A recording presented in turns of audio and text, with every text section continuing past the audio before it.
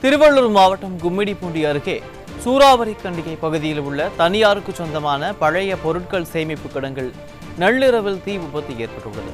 இவ்விபத்து குறித்து கூடுதல் தகவல்களை செய்தியாளர் டேவிட்குமார் வழங்க கேட்கலாம். டேவிட்குமார், வணக்கம். இந்த தீ விபத்து எப்படி நிகழ்ந்தது? இது தொடர்பான கூடுதல் விவரங்கள் என்ன? நிச்சயமாக அருண் பாண்டியன், அதாவது திருவள்ளூர் மாவட்டம் கும்மிடிப்பூண்டி அடுத்த சூறாவளி கண்டிகை கிராமத்தில் தனியாருக்கு சொந்தமான பழைய பொருட்கள் சேமிப்பு கிடங்கு அமைந்துள்ளது. இங்கு பழைய பிளாஸ்டிக் மற்றும் அட்டைப்பட்டிகள் உள்ளிட்ட பொருட்களை வாங்கி சேமித்து தரம் பிரித்து மறுசுழற்சிக்காக ஆலைகளுக்கு விற்பனை செய்யப்பட்டு வருகிறது.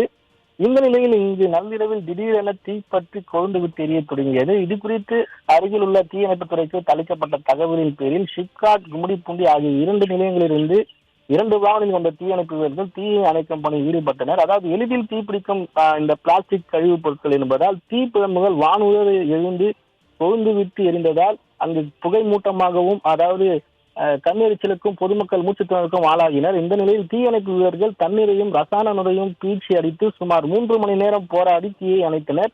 அதாவது முதல் கட்ட விசாரணை, அதாவது காவல்துறை நடத்த முதல் மின்கசிவு காரணமாக இந்த தீ விபத்து ஏற்படலாம் என கூறப்படுகிறது.